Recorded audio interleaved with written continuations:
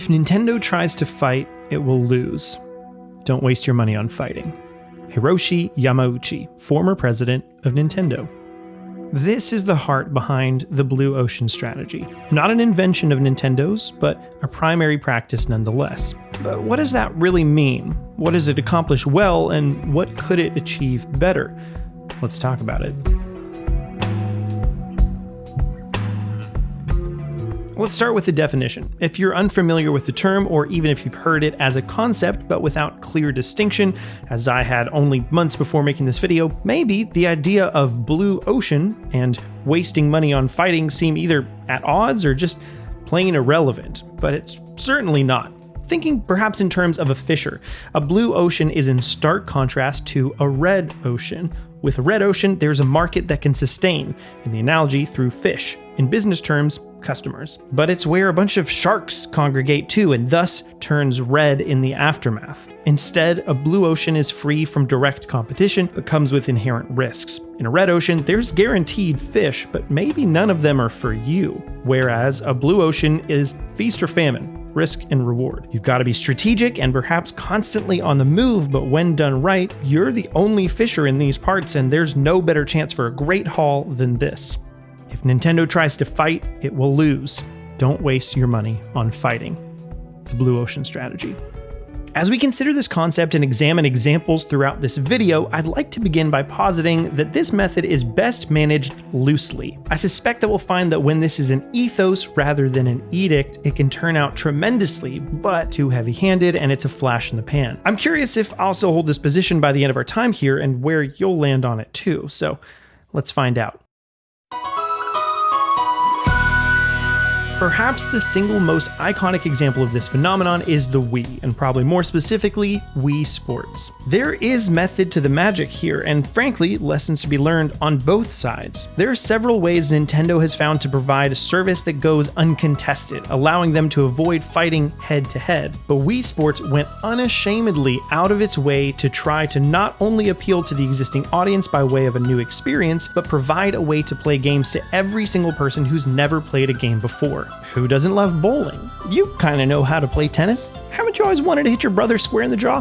Well, now you can in Wii Sports. The sell is in the simplicity. I've been surprised when handing a standard controller to someone for the most casual of games like Mario Kart with the bumpers on or Stick Fight game, and I'm still surprised every time I'm asked how to use something like the joystick. It's a fair question and an incredibly obvious barrier to entry into gaming. Certainly, it's one that can be quickly overcome, but when games promise fun and instead your first experience with them is a couple minutes to a couple hours of frustration because what's happening on the screen versus happening in your brain is just not synergizing like you'd hope, yeah, that's a problem. And a problem that Wii Sports, and to a certain degree the Wii as a whole, fixed quite elegantly. When you're a 48-year-old dad and you come up to bat in Wii Sports Baseball and the character moves their arm just as you do, you don't really care if you get 3 strikes in a row on your first turn.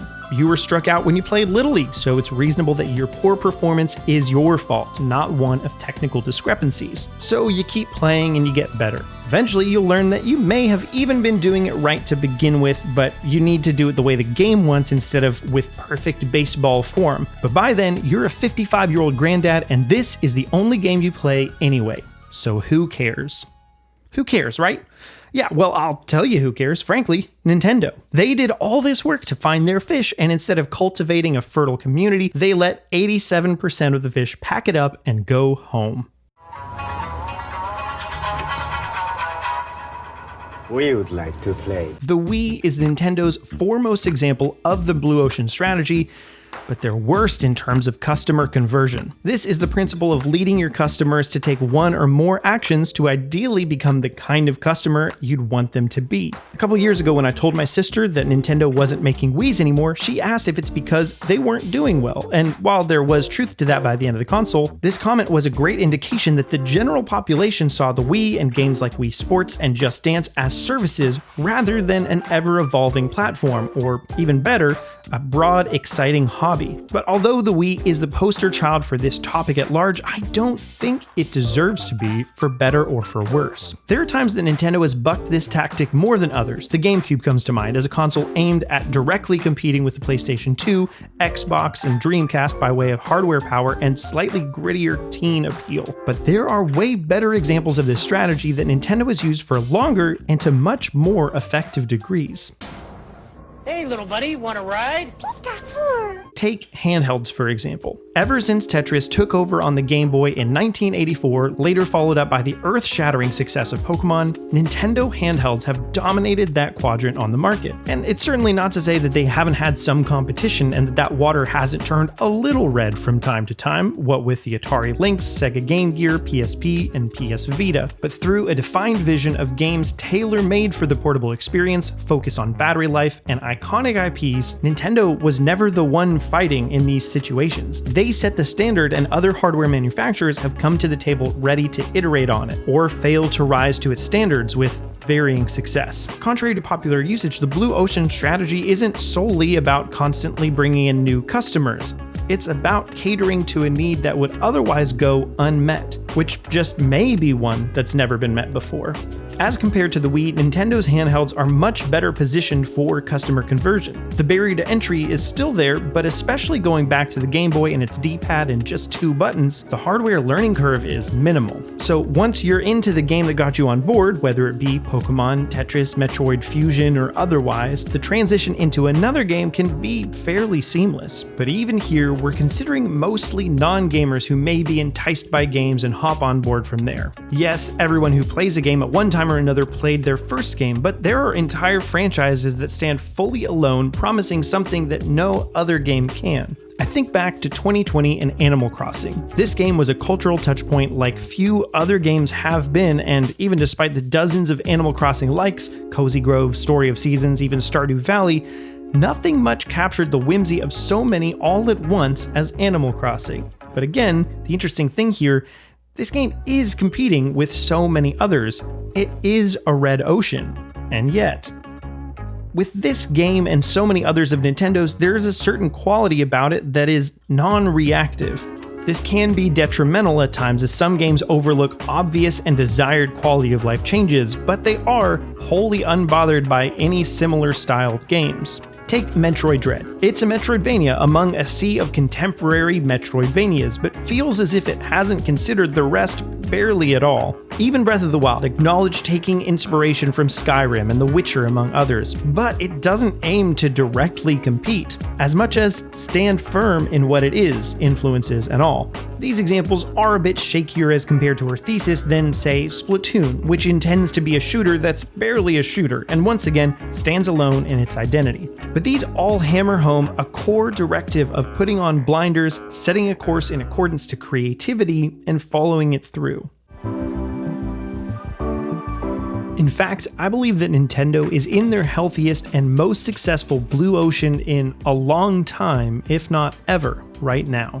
In terms of games, some recent and notable examples of the classic definition have been Nintendo Labo, to reach out to kids in schools, even if it wasn't a resounding success. Mario Kart Home Circuit to appeal directly to families as an actual integrated toy. Ring Fit Adventure, which has sold insanely well and is absolutely the future of integrating fitness and gaming together in a way that could transition a proponent of one directly into the other with little trouble. And most recently, Switch Sports, which I'll be curiously watching to see the commercial response over the coming months and years to see if Wii Sports was the flash in the pan it seemed or not. But continuing to look at Nintendo's current success on the hardware front, besides some spiritual successors, the Nintendo Switch stands alone in its promise. The promise of the handheld experience and form factor crossed with the caliber, quality, and scope of home console gaming. Of course, that convergence isn't as appealing to some as to others, and whether it's changed or not, Nintendo released a graphic several years back showing that roughly a quarter of the player base used the console almost exclusively handheld, another quarter almost exclusively docked, and half use it about evenly. I generally fall into that final sector, but even then, I suspect this form factor is nothing without the games that accompany it. But equally, some of these games may be of less interest with a different form factor. Nintendo spoke recently at their investors briefing of the transition from the Nintendo Switch to its successor and said the following. Looking back on past experiences of generational change, such as the change from the Wii and Nintendo DS eras, we recognize that one of our tasks is ensuring the transition to future generations of hardware is as smooth as possible. And while this topic could be approached from a number of different angles, I think the best may be the one that's been at their core for decades now, as far as the Game Boy or further. We can't say with certainty what their next console would be, but we can say with great confidence that it will be different from the competition. At its face, this blue ocean strategy is nothing more than a business concept, and probably at its core, the same is true. But at one time, I didn't care about the hobby of playing video games, and then at various points in my life, because of Nintendo making something that appealed directly to me, be it Pokemon Blue in 1998 or Breath of the Wild in 2017, I did care about it, and still do. And while caring about video games comes off as infamously trivial, the memories made, friendships developed, community fostered, stress alleviated, and conversations created all because of something that spoke to me is something noteworthy. And that's just me. Certainly, games aren't for everyone, but knowing people whose lives have been saved partly due to games or the community they created around their love for them should give pause to allow space for games to reach as many people as could be interested, if only the accessibility or subject matter spoke to them. I didn't intend to end this video on such a serious note, and maybe it's just the last weeks that I've had, but just remember that with just one thing in common with other people, you're never alone. And what a simple start to bond over. And we'd love to bond with you over on our Discord. Some weeks, AJ and I are better at being active and chatting in there, and other weeks we're not, but it's easy to just pop in and say hi, make some new friends, and so on. We also have a Patreon, but you can hear about that some other time. Thank you so much for watching this video, and I'd love if you'd comment, let us know what your thoughts are, and consider watching another one of ours. With that, peace and blessings.